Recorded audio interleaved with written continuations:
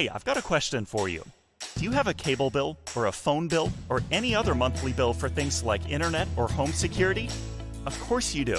Well, guess what? You're probably being overcharged, and you're not alone. Millions of Americans are overpaying on their monthly bills to the tune of $60 billion a year. What if you could pay less for the exact same services? No, really, no change. And then use that extra money for things that make your life better, like a family vacation, college tuition, or simply taking some me time. Sound too good to be true? It's not. You can put your savings on autopilot. We'll analyze your bills and negotiate on your behalf, so you won't pay any more than you should for the essential services you use every day.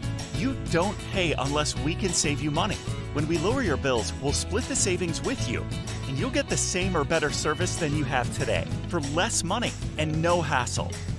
We know because we've already saved our customers millions of dollars on their essential services like mobile phone, internet, cable, and more. You send us your bills, we lower them. It's that simple. Stop overpaying today. Send us your bills. That's all it takes to start living your life better. The most obsolete idea is go to school, get a job, work hard, save money, get out of debt, and invest for the long term in the stock market. See, why would you save money when they're printing trillions of dollars? The gap between the 1% and 99% is massive. You see, it's not just money. You have to step back and look at the bigger picture. So what do you do? In every one of us is a poor person. There's still a poor person inside me. There's also a middle class person, and the middle class person wants security. They want that steady paycheck. And there's a rich person. And they're all inside of us, except that it's not taught. You're taught to go to school, get a job, and get a paycheck. You're not taught to how to get rich. If you read Rich Dad, Poor Dad, my rich dad refused to pay me. He said the paycheck was one of the most damaging things you could take in your life. He says the moment you take a paycheck, you're an employee, and that's the mindset. So my rich dad never paid me. He drove my poor dad, government employee, nuts. You gotta pay people, you gotta pay people. And Rich Dad was not saying that the paycheck was bad. He says you didn't want to be a slave to money. So as an entrepreneur, if Rich Dad folded, I just started another company. I don't need a paycheck. I don't need anybody to take care of me. If my government doesn't like me, I move to another country because they need entrepreneurs there.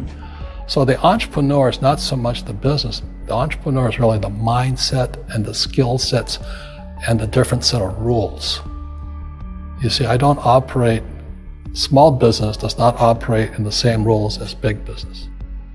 Entrepreneur is a mindset first, a skill set, and rules. And depending upon whether you're an employee or a small business, the rules are different. The mindsets are different, the skill sets are different. If you could say one thing to somebody who's never been an entrepreneur and they're thinking about making the leap of faith into becoming an entrepreneur, what could you tell them? Well, I'll just tell them the same thing that happened to me.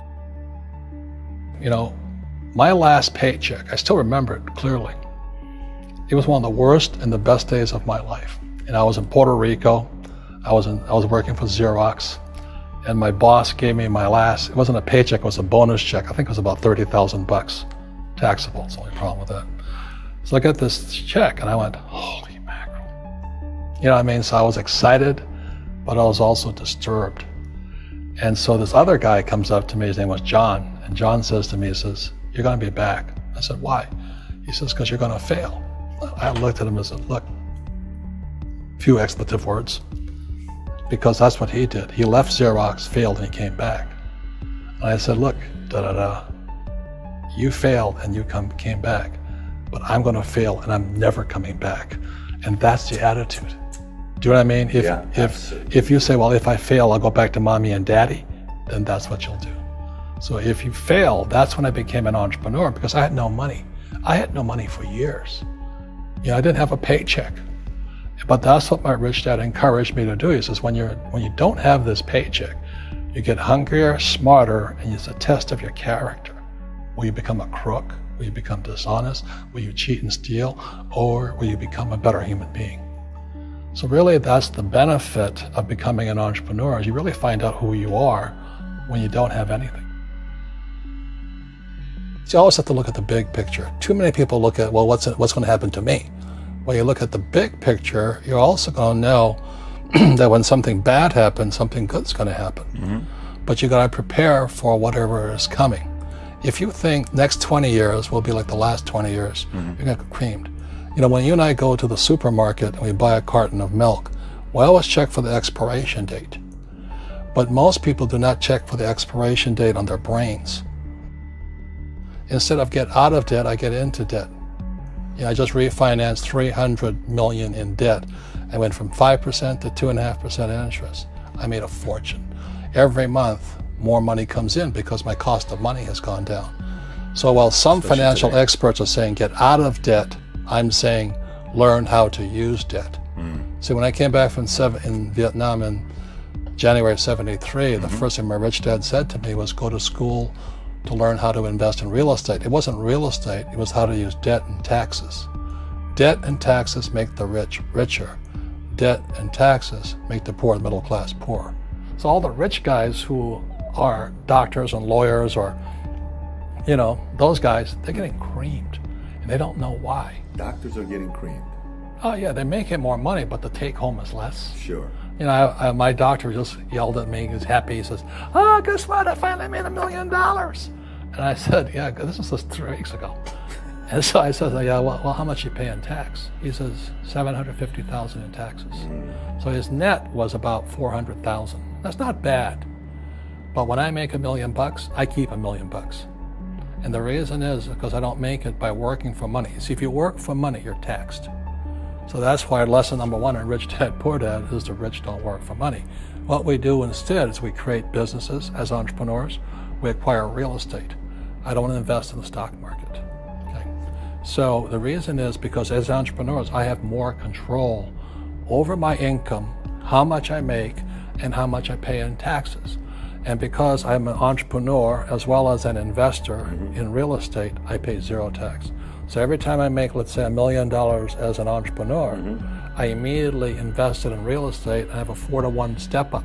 So I put $1 million in real estate, I get $4 million from the bank. That's why I love banks. But the banks are screwing everybody else, you know, terrible, but it's good for me. That's why you say when you print, it's good for you, but when you print, it's bad for people that work for money. Because when you print, savers get creamed and people who work for money get creamed. When they print, debtors get rich. You see, debt and taxes make the rich richer, and debt and taxes make the poor middle class poorer. When we have obsolete ideas, we get obsolete results. So what's happening for most people, the idea of going to school, getting a job, working hard, saving money, getting out of debt, buying your house because it's an asset, and investing for the long term, is obsolete. The world has changed. The world changed in 1971 when President Nixon took us off the gold standard and money became debt. What if we get rid of school? Then what would happen? Would it be better if we had no educational system at all? No, I'm saying education is more important before. It's just obsolete. You know, there's Moore's Law, which states information doubles every 18 months. In other words, everything's obsolete 18 months. So, and this is just a recent phenomenon. So when you come out of school, you're already obsolete. And that's why I'm the old guy, you know. I meet my friends who went to Harvard. Yeah, I went to Harvard. I said, yeah, that was how long, 50 years ago? Today, the banks are charging you interest to save money. In other words, banks don't want your money because they printed too much of it. And that's why there's this bubbles in stocks and bubbles in real estate and all this. People are dumping the cash because, as I said in here, savers are losers and cash is trash. And yet people are, well, I want a high-paying job. Well, that's an obsolete idea. Get out of debt is an obsolete idea. You should learn how to get into debt, how to use debt to get rich, and they'll never teach you about taxes. The reason the 1% is way up here and the 99% are going this way is because when you print money, 2 things happen: inflation and taxes. It's crushing them. And any entrepreneur thinks, I'm just going to make money, I'm going to start a business and make a lot of money because of what we talk about. They really have got to smell the roses, man. That's not what the real entrepreneurs are doing. Most entrepreneurs, there's 28 million small business owners in America. 24 million are what are one-person entrepreneurs. They're called non-employee entrepreneurs. So and that's what happens is when people don't really understand what an entrepreneur does. So most big people are self-employed, but they're not really entrepreneurs. The self-employed pay the highest taxes of all, and nobody tells them that. Yeah, it's also called the entrepreneurial spirit. But what we were actually talking about was there's no such thing as a bad economy. There's you and I, we all have an external economy, but we also have an internal economy. And the willpower is to change our internal economy. So for me, I can see the good and I can see the bad. I don't really give a damn because I'm going to be rich anyway. But a poor person with a poor personal economy, all they're going to see is a bad economy because they don't know how to make money in any economy. And a middle class person, they have a middle class economy. What they want is a nice house and a steady paycheck and the job and the car. And so when you take their job away, to them, that's disaster. Well, since an entrepreneur doesn't have a job anyway, it's no big deal. So all I'm saying to people, and it's what Bucky Fuller taught me, is always two sides, you know what I mean? Unity is plural, at minimum two. So if you think the economy is bad, it's because your economy is bad. If you think that steady, employment is important, then you'll see an economy without jobs. Your economy versus the external economy. What you control versus what you can't control. I can control. Yeah, it's called an internal focus versus an external focus. So the real entrepreneur has an internal focus. That if they fall down, they say, "Oh, this is good, because I'm going to go up higher." The average person will fall down and say, "Oh, I'm going to take some Prozac," or somebody has a mistake. So, "Oh, the mistakes don't matter." Well, mistakes matter. It means you didn't know something. But a real entrepreneur, whether they fall down, they always can go up. They can stand back up and go higher. And no matter what happens to them, they get stronger and better and smarter and happier. But a person with a weak internal mindset is that they're so afraid of what happens, it generally happens. Like, people who are afraid of losing their jobs, they generally lose their jobs. You know what I mean? Yeah, so everything you can comes through you. Yeah, so the entrepreneur first job is to control inside here, not outside there. The moment you take that paycheck, you're an employee. You've got to be stronger than that. It's about inside control.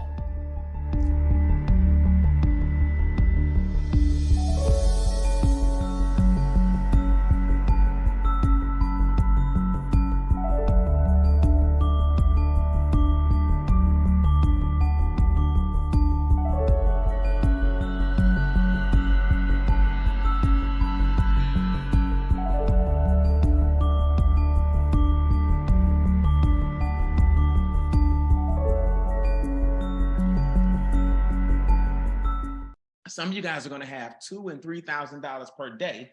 What would you do if you had that actually coming into your bank account, right? Well, here's the thing. Our company, MWR Financial, we are the ultimate cash flow company.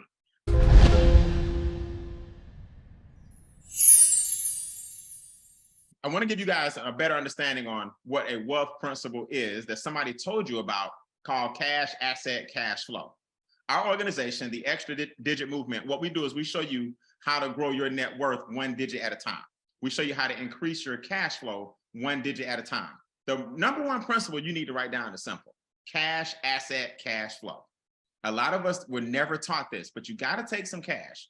Now you want to buy, build, or grow an asset of some type, and then that asset should create more cash flow for you.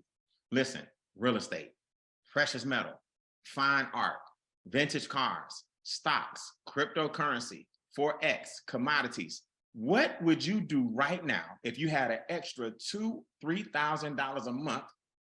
Some of you guys are going to have $2,000 and $3,000 per day. What would you do if you had that actually coming into your bank account? Our company, MWR Financial, we are the ultimate cash flow company. Founded by a gentleman by the name of Brian House. He's had $4 million companies. The man does not lose when it comes to business. Now, my name is Brian. As if I didn't mention myself earlier, I founded the Extra Digit Movement.